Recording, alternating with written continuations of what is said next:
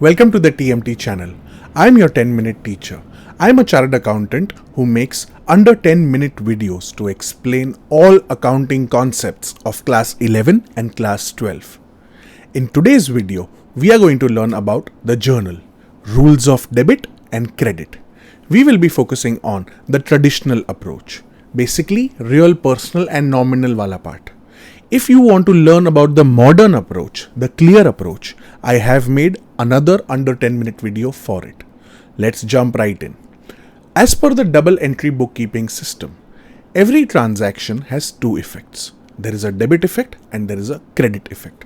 But how to identify ki debit kya hoga and credit kya hoga? To do so, there are two approaches. There is a traditional approach and a modern approach. We will be focusing on the traditional approach in this video. As per the traditional approach, each account is categorized into three categories. There is a real account, personal account and nominal account. Let's start with real first. All tangible and intangible assets such as land, building, cash, goodwill will be classified as a real account. So what is the rule of debit or credit for it? Debit what comes in, credit what goes out. अगर business में asset आता है, then it will be debited, and अगर business से asset जाता है, then it will be credited. So that is real account for you. Next, personal account. All names will be personal accounts. For example, Ram account, Krishna account, Asha account, Lata account. Names of businesses such as Reliance Limited, ICICI Bank Limited. Even capital and drawings will be personal account because capital and drawings represent the owner of the business. Next, prepaid and unpaid expenses. A prepaid expense is an expense which is paid in advance. An unpaid expense is an expense which is yet to be paid, which is payable. Next, accrued income and advanced income. Accrued income matlab wo income which is not yet received, which is receivable. And advance income is that income which has been received in advance. To summarize, all of these items will be classified as personal accounts. And what is the rule of debit credit for personal accounts? Debit the receiver, credit the giver. And lastly, let's start with nominal. All expenses and incomes of the business, such as purchases or sales, rent and salary, interest and commission, etc. All expenses and incomes will be categorized as a nominal account. And what will be the rule? Debit all expenses and losses, credit all incomes and gains. I would suggest to take a screenshot of this slide for last minute revision during exams. Now, these three rules of debit and credit are called golden rules. Under the traditional approach, we will be applying these golden rules to identify debits and credits better. Let's understand this with the help of an example. First transaction. Dhirubhai started business with cash rupees 50,000. The first account to be affected is cash account, which is an asset, so will be classified as real. Cash will be debited because debit what comes in. Money is coming in the business. The second account is capital account, which is personal because it represents the owner. The owner is giving money to the business. Therefore, capital account will be credited. Credit the giver. Second transaction. Purchase goods from Mukesh rupees 20,000. The first account to be affected will be purchase account, which is an expense, so nominal. It will be debited because debit all expenses and losses.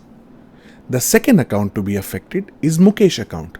Mukesh is a name, so Mukesh will be classified as personal. Mukesh is giving goods to the business. Therefore, we will credit Mukesh's account because credit the giver. Third transaction. Sold goods to Anil for cash rupees 30,000. The first account here will be sales account, which is an income, so nominal. It will be credited because credit all incomes and gains. The second account which will be affected is cash account, which is an asset, so real. When you sell goods, money comes in the business. Therefore, cash will be debited, debit what comes in. Fourth transaction. Purchased machinery from Tata for rupees 15,000. The first account that will be affected will be machinery account. Machinery account is an asset, so real. It will be debited because debit what comes in. The second account that will be affected is Tata account. Tata is a name, therefore personal, and Tata is giving machinery to the business. So credit Tata account, credit the giver. And lastly, paid monthly rent to landlord Nita rupees 5,000. The first account to be affected will be rent account.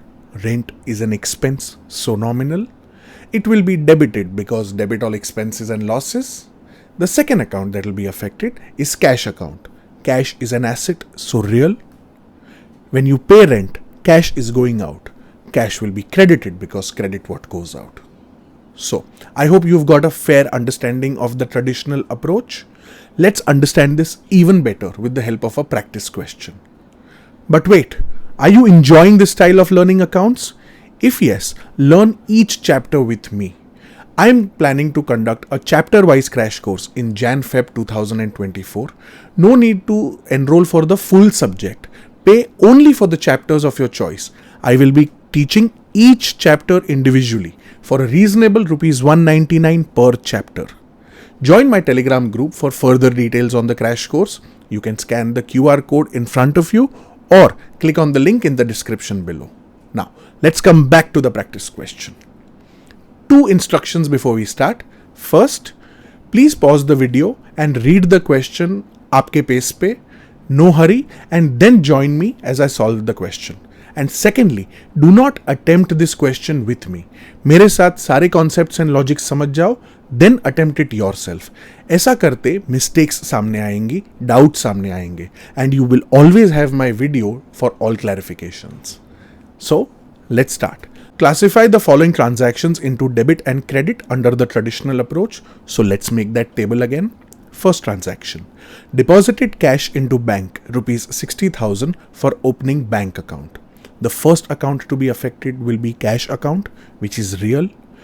Cash is going out of the business. Therefore, credit what goes out, 60,000. The second account that will be affected is bank account. Bank is personal because it may be ICICI bank account or HDFC bank account, etc. Bank will be debited because debit the receiver. Second, paid Ratan a creditor by check rupees 10,000. The first account to be affected is Ratan. Ratan is a name, so personal. It will be debited because debit the receiver. He is receiving the check. The second account that will be affected is bank account, which is personal again. It will be credited because credit the giver, as we are issuing a check to Ratan. Third, received interest on investment rupees 5,000. The first account to be affected is interest received account, which is an income, so nominal. It will be credited because credit all incomes and gains. The second account to be affected is bank account, which is again personal, which will be debited because debit the receiver. Fourth, spent rupees 2,000 cash for office expenses.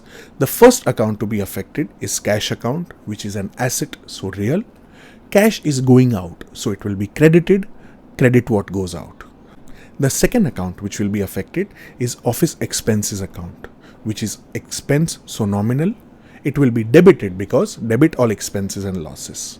And lastly, the proprietor withdrew rupees 4,000 for personal reasons. The first account to be affected will be drawings. Drawings is personal because it represents the owner. It will be debited because debit the receiver. The owner is receiving money that is taken out of business. The second account that will be affected is cash account, which again is real. Money is going out of the business. Therefore, we credit cash as credit what goes out. I hope you have followed the traditional approach under 10 minutes. I have also broken down the entire journal in 4 under 10-minute videos. Please check them out for a thorough foundation in journal. See you.